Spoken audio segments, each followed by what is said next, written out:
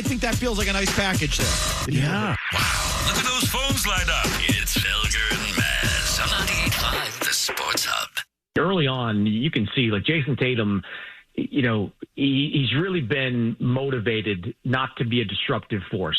And you saw it from the very first game he played when he came back, when he was operating as a facilitator. He's been doing a lot of that in the games he's played with Jaylen Brown. He's not looking to upset the apple cart here. But as he gets more comfortable, he's just going to be so much better. He's going to be more aggressive, and they're going to be a much more prolific offensive team. And they're a really good offensive team anyway. And when I look across the Eastern Conference, just a lot of flaws. I mean, I don't know if Detroit has enough three-point shooting. I mean, they were on a skid earlier this month, and that's because they went from averaging like 60 points in the paint to like 45. So if they're not dominating in the paint, they're not going to be quite as good. The Knicks are in the middle of a mess right now. People are blaming Jalen Brunson for some of that stuff. There's just a lot of unreliability, including Cleveland, amongst the other teams in the East. When we get to the playoffs, assuming Tatum continues this kind of uptick in how he's playing, the Celtics are going to be the most reliable Eastern Conference team that's out there. They're the most experienced Eastern Conference team when it comes to playoff stuff. I mean, I was very interested to see how Tatum looked like in the first couple of weeks. But given that this seems to be the floor for him for how he's going to be playing, I can't see an argument you can make or a good one that says the Celtics aren't the team to beat in the East. Well, Tatum is only going to get better. They're only going to get better, and they're the clear favorite coming out of the East. Any arguments there? No, there shouldn't be, unless that should be the expectation, right? Yeah. Yes. So if they don't, are we going to say they underachieved in the postseason? Yes, with Tatum back. Yeah. I mean, I do. Yeah, I mean, look, the goalposts have moved. You don't get to walk this back now. Now that Tatum is back, in the season that Jaylen Brown's having, in the season that they're having, yes, these should be the expectations. Yeah. Now, look, Mike. There's always the caveat of let's see what it looks like. Okay, like if they have a good series against someone and there's something fluky that happens, we could, there's always you can reassess. But what do you mean fluke? It's the ball's round. Okay, this isn't football. The bounce of a ball, one game, single elimination. These are 7-game series with a round sphere that bounces the way it's supposed to. Okay. I'm just saying that, sometimes you get into a 7-game series and someone gets hurt, that obviously changes. Okay. So I don't even mean injuries. I'm just saying, what if you get into a tough series and, you lose on a shot at the buzzer? Well, listen, you can make a different sort of judgment depending on how it goes.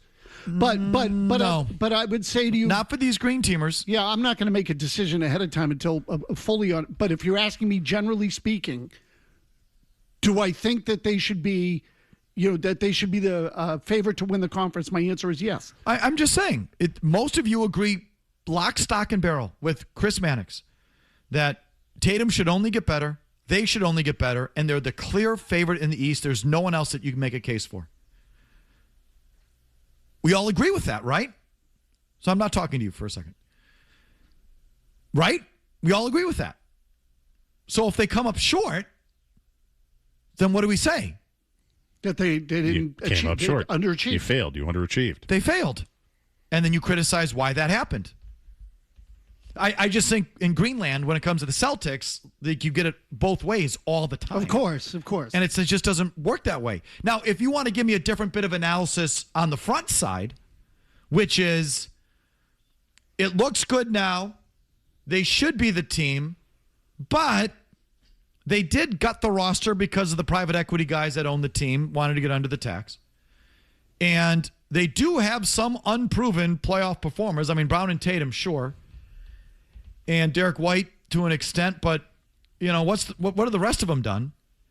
And New York beat you the last time when you had ostensibly a more championship-ready roster. So you're no great shakes over these other teams, and let's see how it all plays out. Then, if the Celtics lose, you get to say to me, well, hey, listen, this, that, and the other. But you don't get to listen to Chris Mannix there and go, yeah, he's got it. And then if they lose, say, oh, well, what do you expect? No. Let's adult table now, kids. You have reasonable expectations for the team. If they don't meet them, something went wrong, and you can call them out for it. I don't think it's going to happen, but I'm just trying to set the parameters for it. Oh, no, not with that crew. It's not going to happen with that No, it's crew. definitely not going to I guess happen. I'm asking for too much. Go ahead. No, I'm just saying that sometimes there are crazy things that happen in series. I go, well, you just got to. Not in basketball, Mazz. Well, that's not true. There are, you can have odd endings in basketball. Kawhi Leonard won a game where a ball shot straight up in the air and fell through the rim at the buzzer. They were tied. Okay, well, so I don't know how it would have turned out. All I'm you saying know is, how it was going to turn out after that? No, but don't you think ultimately the better team Don't you won? always say you can't predict the future? Don't you think the better team won there? In basketball, almost every time the better team wins. Yeah, that's true. Okay, sometimes in football, because it's a single elimination and it's one game, and did I mention the ball is oblong and it takes a funny bounce? Sometimes in football, a team will advance and they're not the better team just because of the nature of the sport. In hockey, I generally think the better team wins over 7 games, but sometimes there are cases where there is a lot of puck luck and goaltending and variables come in, and you could say the better team, the team that deserved to win, didn't win because of this, that, and the other. Sometimes that happens in hockey. Sometimes it happens in football. I'm sorry. It almost never happens in a 7-game series in basketball. Well, it didn't used to, but what if they're close? If you lose, you deserve to lose. Durant's toe on the line, and your Bucks kind of got lucky. Lucky, sure, we did. We got lucky there. I'm man enough to admit it, unlike you people. That was a good bit of luck right there. So maybe there's one example. I'm saying the vast majority of times, the team that deserves to win wins. But don't you in think basketball? So all I'm saying though is, so if the Celtics fans want to, I'm not going to argue with you about what happened 20 years ago. You know what I mean? The way the league was then was. But don't you think the league's a little different now? No, I think the better team wins in basketball almost every time. Do you think the East is that clear? So this is what I'm saying, Mazz. If a Celtics fan wants to tell me these teams are tightly bunched and anything can happen, then fine. Okay. The Celtics fans aren't telling me that. Celtics fans are telling me what Chris Mannix just said. Okay. So you're really arguing with Celtics fans? Yes. That's why I said you can stand. I'm not talking to you right now. Okay. Jimmy, you want to just turn my mic off? Oh, no. But I mean, you know what I mean, Mazz. Jimmy, you want me to turn yours off too? So you disagree with Mannix? You think the thing's wide open? Just turn it on. Go ahead. No, look, I do. I think the Celtics have the highest ceiling. But do I think they could lose to the Knicks? Yeah. Do I think they could lose to Detroit? Yeah. I don't think the gap is huge. I think it's close. And because I don't believe in the Celtics bench, certainly don't believe in Jordan Walsh, Baylor Shireman, and those other freaking hacks that they have, that all of a sudden these guys are going to get into the postseason and play well. What's the farthest Vucevic has ever gone in the postseason? Good question. He's a veteran guy. He's been around a long time. I mean, Orlando and Chicago, I don't think either of those teams have gone all that deep in his time there. So I'm just curious. He's been around a long time for sure. But I agree with Mannix, but I could also be underestimating some of these better teams in the East because I don't believe in Cleveland. I think Detroit's too young. I think the Knicks are a bunch of hacks that want to all choke Karl Anthony Towns. There's been mutiny there. I mean, Mazz, I'm with you. He's never played past the first round. Okay. So I'm with you that I wouldn't be overlooking these teams given the depth of your roster, the experience of your roster after you get past the first 2 or 3 guys. And you still haven't proven that if someone punches you in the honker, that you can punch back. You've only won the thing front-running your way to the championship. I certainly agree with that. Okay, so that's where I'm coming at it. But if you want to do the Chris Mannix thing, which most of you do, then there's no excuse. Then they failed if they don't get through. I'm just trying to I'm trying to set a level, which is an impossible ask of Celtics fans because it's just kids table stuff. No, but I'm ready to fight with them too. It's dino nuggies and chopped up, fruit. That's how the Celtics fan operates. Pureed veggies. But listen, if you want to do the Mannix thing, then liquefied squash. Then it's a fail if they don't get through to the finals. Can you handle stakes? I mean, there's a lot of fans who won't admit last year was a fail. And boy, what a fail that was. Lose to that, have that roster playing the way you're playing, and lose to those bums. My God. And Celtics fans just brushed it off. They can't even remember it happened. Yeah, that got memory hold real quick. That series didn't happen. Like immediately. Yeah. Seriously, though. My thought heading into tonight, though, quickly, is let's see how it goes Tatum v. Brown. It was really a Jaylen Brown kind of night the other night. It was big-time Jaylen Brown. On the marquee, bright lights, superstar, on the floor, off the floor. It was all about Jaylen Brown and the MVP chance. And listen, he deserved it. He played tremendous. But the stage, it was the Jaylen Brown show from beginning to end the other night. And Tatum absolutely did and said all the right things and carried himself, I thought, impeccably. Some of you, Stu, Murray, happen to think that this is a bubbling thing, that Tatum won't be able to handle this going forward. So I'm curious to see tonight. It shouldn't be that competitive a game. Everyone's out for the Warriors. Like, everyone. Except for Porzingis. Porzingis is back. The rest of them are out. Everyone's out. So this should be a night where you could do pretty much whatever you want.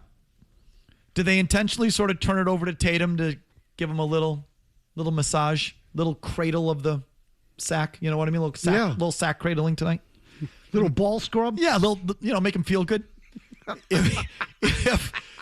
If last night he was feeling a little, if the previous game he felt a little lesser than or a little neglected or whatever, here, Jason, we'll give you a little scrub?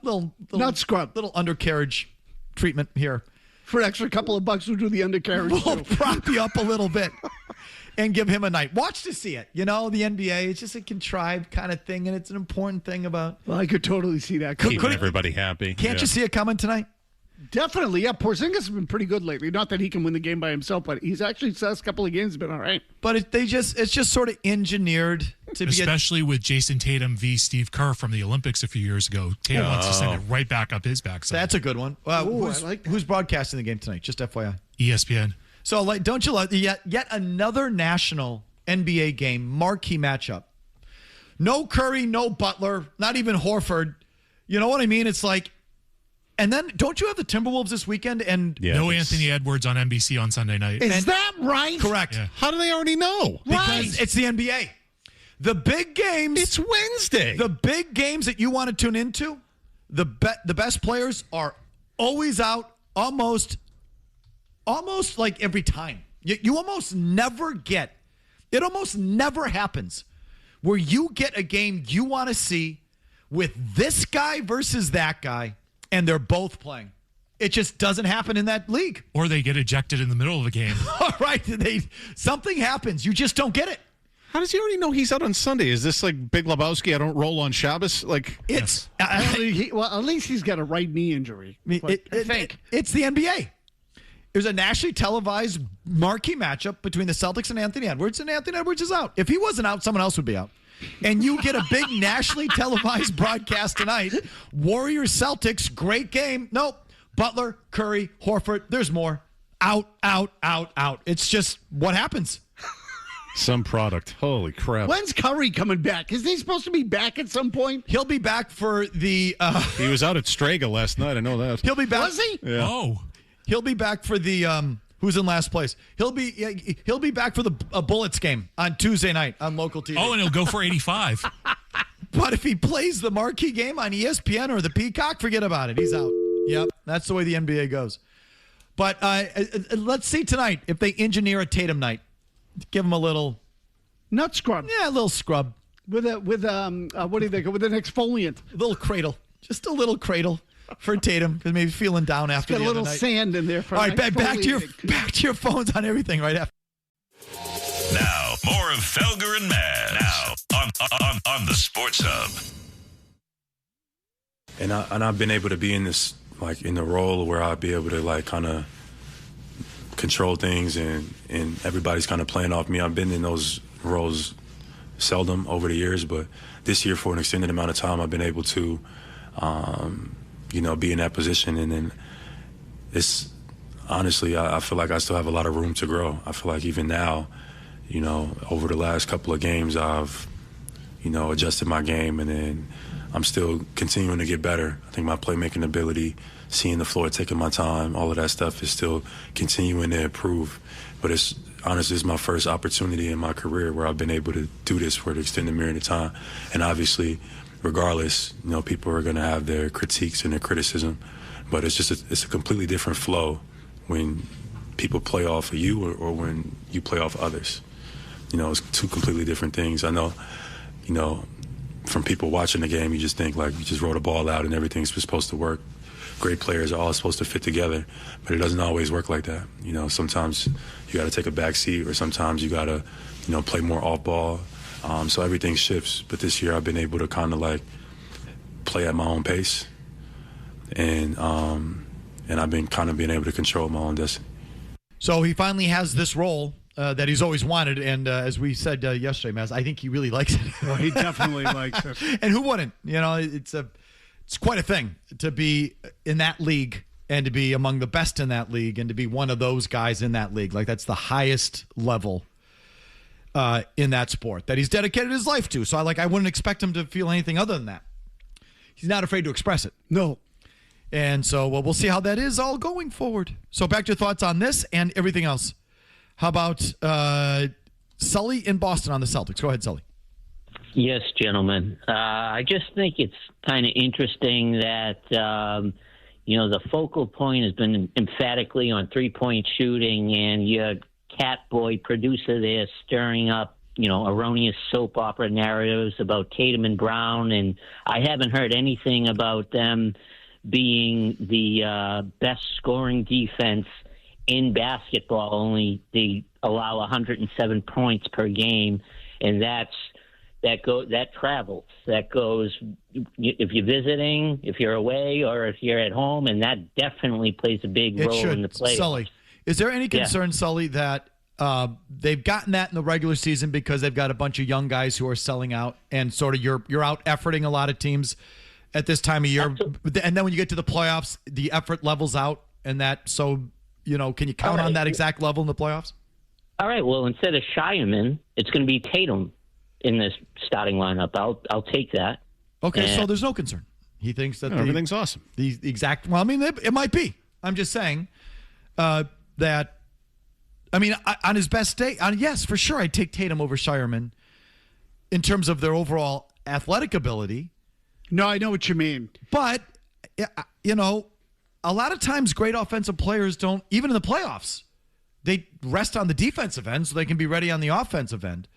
Blake Shireman is going to be going like his hair's on fire and his life depends on it every single time up and down the floor. Baylor. That guy. What did I call him? Blake. I mean, what's the difference? I'm with you. Baylor, Blake, you'd Shireman. I don't even know how that came out of my mouth. I don't know what I was saying.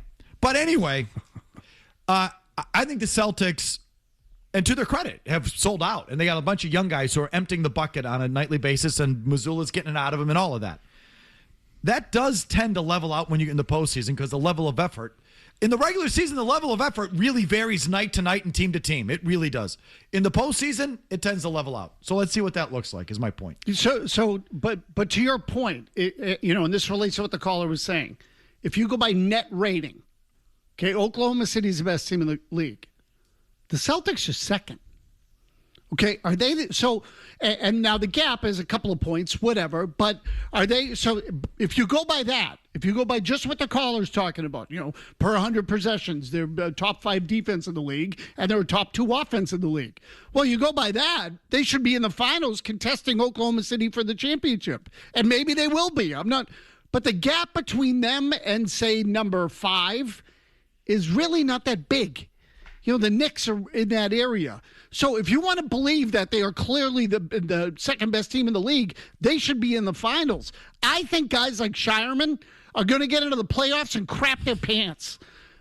Seriously, between him, Jordan Walsh, Gonzalez. Yes, I think all 3 of them, it's going to be a freaking poop fest. I mean, Keita is, how many playoff games has he played? Another good one. Okay, and Vucevic is in his 30s. He's never been past the first round. Bingo. So, as I said earlier, past your top 3 guys, Pritchard, if you want to give him 4, 3, 4, experience is going to come in here. Yeah, it gets skinny fast. That's the part that would worry me. And the caller said defense. I'd worry more about it at the offensive end.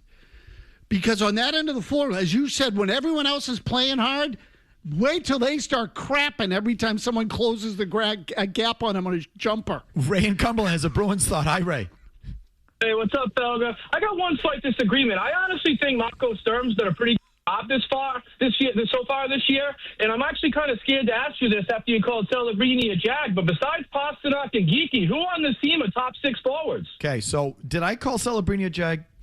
I don't think so. I might have once. I watched him once at BU, and I said, this is the number 1 overall pick. Yeah, that was like 3 years ago. But I definitely said that. I definitely watched him at BU and said, this is it. As he's losing to whoever we lose to every year. So I definitely said that at BU. But my main point on Celebrini, just to set the record straight, is that he hasn't translated to winning quite yet. Like a lot of those young high draft picks in the NHL. Do they have any other surefire top 6 forwards? I mean, Elias Lindholm should be.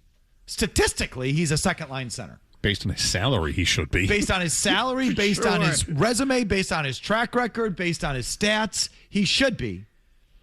But he's playing like the Invisible Man, okay? So he should be a top 6. Is there another legit? I mean, Geeky maybe has a legit, high-end NHL shot. He's probably a second-line wing. But what is really Morgan Geeky at the end of the day? Other than that, you can make a fringe case for Elias Lindholm or Geeky. And other than that's it. Okay, but I'm just telling you, what was their Vegas over-under for points going into the year, Jimmy? I know I bet them to make the playoffs, and I got decent odds on it. But if memory serves, they were projected, their over-under was like an 8 or 9 seed. And that's exactly what they are. I don't think they're overachieving. I think they're meeting expectations. I don't think they're exceeding them. We need to spend more time on Elias Lindholm going forward. Seriously, the more I look at those numbers, like, wow, that guy is stealing. Jason in Shrewsbury. Yes, Jason. So does this kind of crap happen in other markets besides Boston? I know it between Brown and Tatum, I mean. So in L.A., for example, is it a fight over, is it Luka's team or is it LeBron's team? Yes. Or in Denver over Joker? Yeah? I don't know about Denver. I knew it happened in the past, but I just didn't know it was still going on today. I thought that today's NBA got a little bit different. But I think it goes on everywhere in the NBA. You got 2 ball-dominant wings especially. I think that definitely happens most everywhere. I mean, you had it in Minnesota a little bit with Anthony Edwards and Karl Anthony Towns to the point where they basically had to break it up. So listen, like I think Murray and Jokic seem to. It doesn't feel like Denver. It's clear it's Jokic's team, right? And Murray, and it's different position. I think if there's a little guy and a big guy, you have a better chance. So what's he have beef with Aaron Gordon or someone? Please, but you said, I mean. The personality conflicts and the whose ball is it and whose team is it, I think it's routine. I think you're lucky if it doesn't happen. Mike, I think it's happened everywhere Jimmy Butler has gone. And frankly, it's happened here less than other places. Like, I think they've done really well. But don't act like it's not a thing. It's a thing. Yeah. It's baked into the NBA experience. It really, look, again, it's about as old as the league itself. And, oh, by the way, I think these guys have kind of answered it. But that doesn't mean you don't talk about it and watch for it and look for it. Or that it's not coming. Unless you just don't want it. You're at the kids' table. We just don't neener. They all get along. Mom and Dad will always love each other. Love each other. No. It's the NBA, man. And just... don't listen to me. Listen to Jaylen Brown. Listen to Jaylen Brown talk endlessly for years about the sacrifices he's made. All you have to do is just prompt him a little bit, and he'll tell you on and on and on the sacrifices he has had to make. And now that he's the lead guy and it's going through him, he'll spend 10 minutes at the podium the other night talking about how I've never been able to do this and how great it is, and I've never been able to. Have I mentioned I've never been able to do this and how different it is? So don't listen to me. Listen to him. And like I said, Tatum deserves credit for making that work, and Jaylen Brown deserves credit for accepting it previously. And I give credit. They've made it work. But don't act like that's not a thing. That's a thing. And we'll see how they do going forward. Here's an update with Big Jim Murray, and we're right back. Go back to the phones for the 5 o'clock hour, Mazz, unless you have a fresh thought for us. God, no. Felger and Mazz, 98.5, the Sports Hub. I'll just give you our early email of the day. We'll do the full segment later. Subject line. It's electric. That's later. Thank you. Coleman Electric. Elias Lindholm sucks ass. Subject line. Patrick says, Elias Lindholm since the Olympic break. Games played 11. Plus minus 11. What? I'm sorry, -9. Oh, still sorry, bad. that's my fault. Still -9. bad. Wow, -9. still blows. Games played 11 plus minus -9. Wow. Even strength goals 0. Even strength assists 0. Power play goals 0. Power play primary assists 0. Wow. 1 empty net goal. 2 power play secondary assists. He's a disaster. He's a disaster beyond belief. The secondary assist on the power play, He's pretty useless. I mean, Murray could have most of those. The secondary power play assist, I don't know. I'm not giving Murray credit for those. that's all he's done since the Olympic break. And win a couple of faceoffs. As another guy said about Elias Lindholm, It's got to be an injury there. That's really bad. they should play Lindholm like those lacrosse schmucks who go out for the faceoff and then run off the field. Best will. Yes, the Fogo guy. Oh, yeah. The Fogo. Yeah. That Face guy- off and go. Yeah. There's kids out there who get full scholarships. Recruited for that. No yes. Recruited full rides or quarter rides or half scholarships just to go out there, Win the face-off and win the run right face-off. off. Get Fogo. off. They call it the Fogo. Face off and go. You win the face-off, and then you run your ass off the field, and that's all that guy does for 4 effing years. Fogo has a different meaning in my world, but you get the idea. And you can get a full boat for that? That's crazy. Full boat, baby. full boat. Full boat. Yeah, that is. It's nuts, isn't it? Like if you have a kid who's like 4'2", and has no athletic ability, but he might be able to lift. yeah. This is the job. You lift someone from the wrestling team. Yeah. One of those little goons in the wrestling team. exactly right. Those little guys with all that amazing little strength. Full boat to Penn State. Give them a lacrosse stick, full boat, To Maryland. to wrestle around for the ball for 10 seconds and then run your ass off the field. Exactly right. It's worth hundreds of thousands of dollars. That's Elias Lindholm. To say to someone at the end of your collegiate career, how many goals you got? None. After that whole time. What'd you do for 4 years? I rolled around on the ground for 10 seconds at a time and then ran my ass off. No, the it's field. like a rugby scrum almost. Yeah, you get paid hundreds of thousands for it. How about Phil in Rhode Island on the other disappearing Bruin, Morgan Geekie? Yes, Phil. Well, he's disappearing because Sturm benches him in the overtimes, and he's on like the number 6 on the shootouts. If he's trying to send a message, you're fighting for a playoff spot. You don't do that now. So did he not play in the overtime last night? Is that true? No, he didn't play the last 2 overtimes. Is that true, He Kevin? sits on the bench. Nobody brings this up. I thought Brick would ask the question after the game, but we know how those go. But the guy doesn't play him, and he's your number 1 goal scorer. Doesn't make any sense. Well, Phil, this is a good point. I didn't notice that if that's the case. Yeah, I guess I hadn't either. I mean, the thing last night was comical.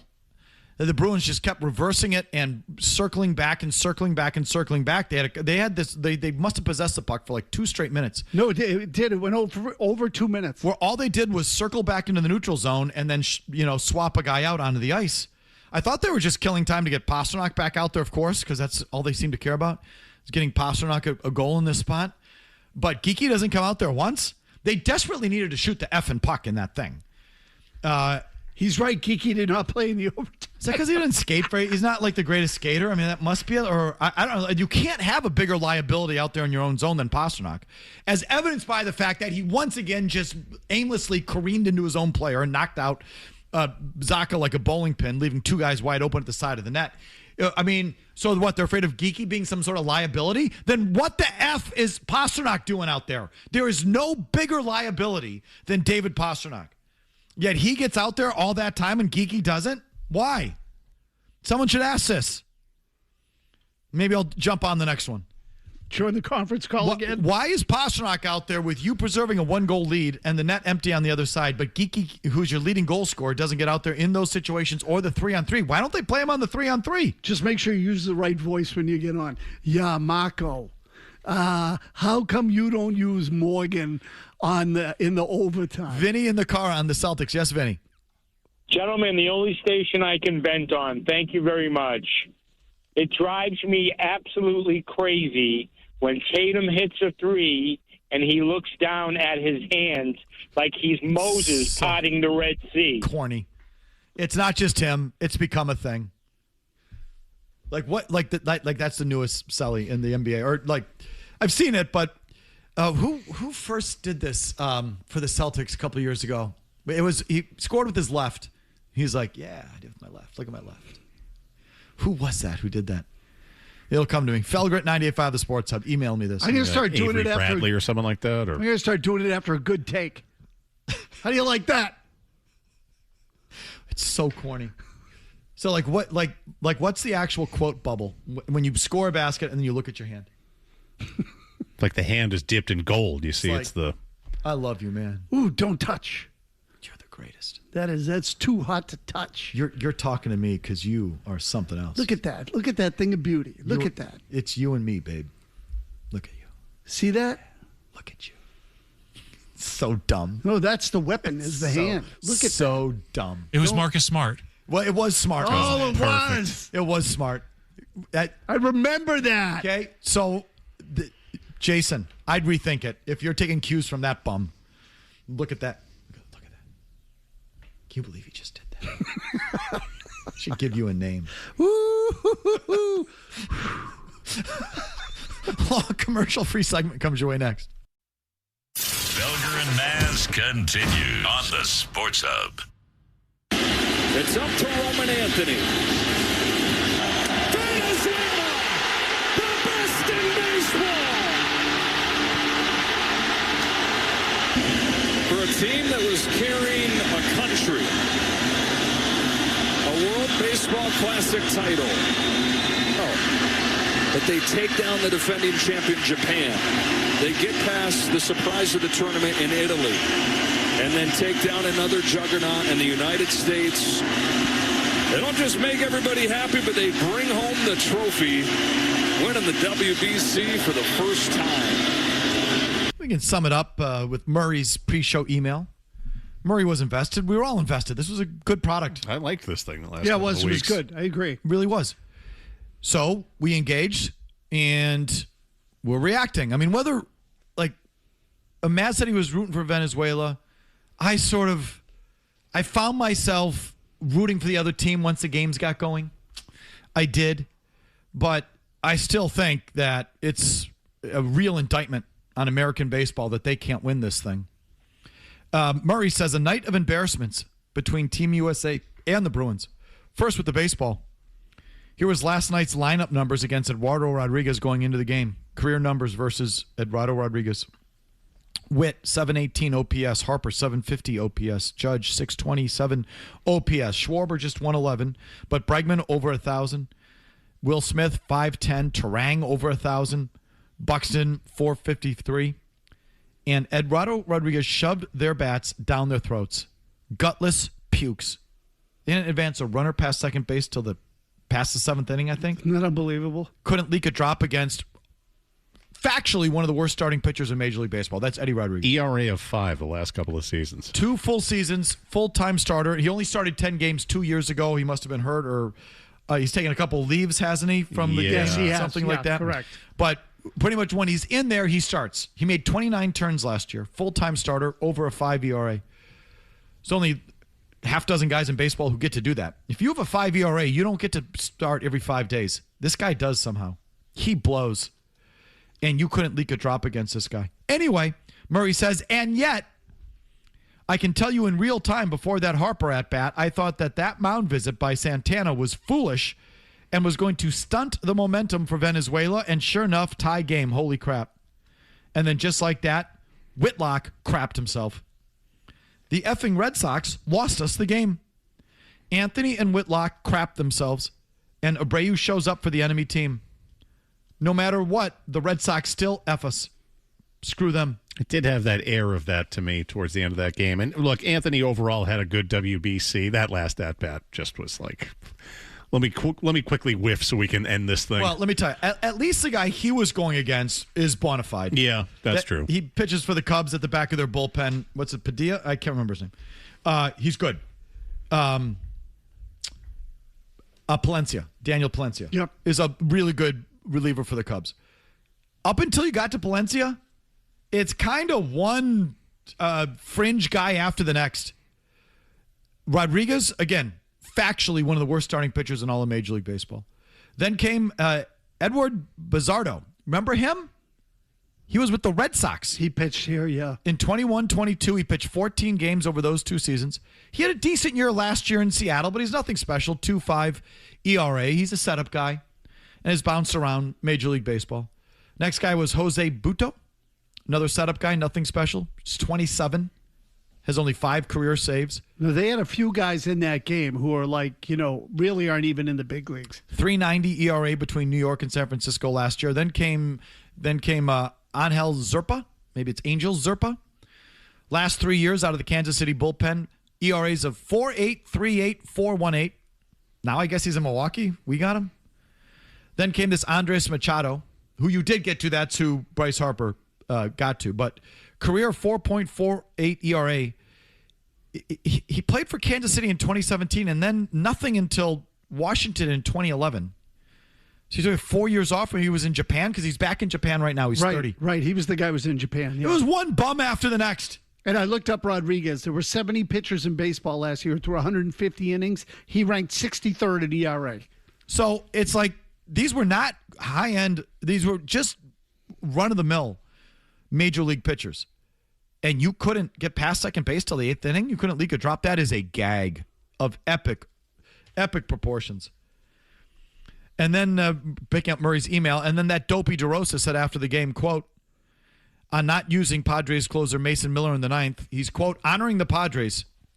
Had we taken the lead, he was coming in, but he wasn't going to bring him into a tie game, end quote. Nice job, a-hole, writes Big Jim. He was useless in this thing. Again, he proved himself to be nothing more than a broadcaster. And any aspirations that Mark DeRosa might have had of becoming a real Major League Baseball manager went right out the window, I think, during this whole thing. Didn't know the rules, wasn't paying attention, doing the right thing for the Padres. Oh, get out of here. Another emailer said, what a failure by the U.S. lineup. It wasn't just last night where they made Eduardo Rodriguez look like Felix Hernandez. No, it was the whole tournament. Against the DR, they scored 2 runs on solo homers. They only scored 5 runs against Canada, which made them use Whitlock, Bednar, and Mason Miller. That came back to bite them last night big time. It definitely did. Canada in the quarters. And they were up, I think they were up 5-0 in that game. They had to tighten it up late. Canada started Michael Soroka, who hasn't been an above-average Major League pitcher since 2020 before he tore both Achilles in separate incidents. What a klutz. Seriously. Keep your feet? Wow. Twipping around out there. Fat guy? What? I mean, to do that in your 20s? The emailer said the Canada bullpen was minor leaguers and retired guys like Philip Aumont, who is literally a farmer in Quebec. There were some guys that they brought out of the bullpen in that Canadian. There was one guy who was huge. Was he on our team? There was one reliever that was legitimately gigantic, fat. Was it on our team or someone else? No, I think it was them. It might have been Canada. Yeah, I did. I looked some of those guys up, and they had cups of coffee in the big league where they had ERAs of 7.7, and I went, "Wow, this guy blows." I said Philip Aumont. It's obviously Philippe Aumont, who is literally a farmer in Quebec. Can I please look him up for a second? Hold on. I want to see if this. There was one guy who was freaking massive, Mazz. And I'm not talking about Albert Pujols. Are you Googling fat Canadian reliever? No, Philippe Aumont was not it. Let me do that. Hold on. I'll do that. Fat Canadian relief pitcher. Canadian reliever. Or I'll just say pitcher. He might have started. Let me know if any members of the Boston media pop up. I get all sorts of goofy pictures on this. No, there was one dude. Who did he pitch for? He was freaking huge. Or was it our guy? Whitlock's put on a bunch, by the way. He was a little puffy last year, but I don't mind that because he was breaking down every season. Last year, he stayed healthy. There was one guy in this tournament I saw was huge. Anyway, where was I on this? I'll keep searching. You got to see this guy. Against Italy, the U.S. was shut out by Michael Lorenzen, who was so sought after in free agency this offseason that he had to sign with the Rockies. Until Aaron Judge does anything in October, he deserves the A-Rod treatment. Agreed. Yeah, me too. I agree on that one, too. Modern A-Rod. And by the way, what he said about Lorenzen, the pitcher, same thing happened to Eugenio Suarez. Nobody signed him. I think he got 1 year and $15 million from the Reds. He had 40. So this should tell you about the guy that beat Garrett Whitlock last night. I told you, I think Eugenio Suarez is kind of a hack, and Whitlock gave up the game-winning hit to him. Nice job by Mark DeRosa leaving a guy who hit 60 homers, all cap, on the bench, especially when Will Smith is swinging at a ball that hit him in the hip. And as bad as Raleigh looked, you could look at the back of a baseball card and wait for him to turn it around like you did with Bryce Harper. DeRosa let Harper go until he figured it out. He didn't give Cal Raleigh the same thing. Team USA also needs a real GM and manager. Theo Epstein might think he's above being that, and it might be above being a full-time MLB GM, but let him fix Team USA. He would at least make sure the manager knew the rules of the tournament. As for the manager, there is only one name. Jimmy, what's that name for Team USA? Tito? Terry Francona. Tito Francona. Jason Beverly. Signed Jason Beverly. Francona. Actually, you know what? Jason Veritek might be a better name. So listen, they don't want it to, because none of these teams have like existing managers or anything. You can't take them away from their clubs. Or even I don't feel like Albert Pujols isn't in the game currently, right? Correct. So like I get it. Instead of a talk show host, and all love and respect to our field, Felger. how about a former manager who's just out of the game who's sitting there? Like, is Bruce Bochy, is he still with the Rangers? I think he just retired. Good one. Wouldn't that be a perfect guy? Yeah, someone like that would be good. Or, so Tito's still in Cleveland, right? Or is it Cincinnati? He's in Cincinnati. Felger. Who just got fired, who's just, sitting on the sidelines, but is either in the rotation or just out of the rotation of major league managers, and put him in there versus the freaking hot heat guy or the hot stove guy, whatever that show is, that I think he's good on. But he can't manage his way out of a paper bag. He's useless. He's more useless than Elias Lindholm. You have Bob Melvin, Rocco Baldelli, and Bruce Bochy, who are all recently fired managers. Bruce Bochy would be a perfect guy for that. Don't you think? Sure, yeah. No, listen, I'm all for it. At least someone would have won something. Part of me wonders, like, as you were just saying this, I'm wondering, like, I don't know, should we play college guys in there? Maybe the give a crap meter would help even it out. I'm spitballing. Okay. I found your I'll fat stop Canadian now. picture. Oh, yeah, you see him? Yeah, thanks to Frank who put me on this. Oh, it's What's great. his name? I want to see him. His name's Matt Wilkinson with the nickname Tugboat. Matt Tugboat Wilkinson. And he pitched in this thing. I saw him a couple weeks ago, right? I guarantee this has to be who you're talking about. Is he Canadian? He was for team. Left-handed. Yeah, he's massive. Oh, yeah, this is the dude. He's huge. And he has an invisible pitch? Yeah, he pitched for Canada. But what does that mean, an invisible look pitch? At this guy. I don't know. It must be something that disappears. Invisible. Or he's wearing Invisalign and he's sponsored, and that's what they call his fastball. It seems like a crook. Throws a fastball that disappears. It's the disappearing fastball. This guy looks like... Maybe he eats it. He looks like a walrus. He's massive. Gigantic. And the U.S. still couldn't hit him, probably. Choking dogs. I think I did see this guy in the game the other night. Seriously. Disappearing, or does it do other things? You can't unsee him. This guy's a house. Tugboat. Headline, he's nicknamed Tugboat, and he throws a fastball that disappears. Like lasagna you put in front of him. All right, back to your calls after Murray's 90-second update. No commercials here.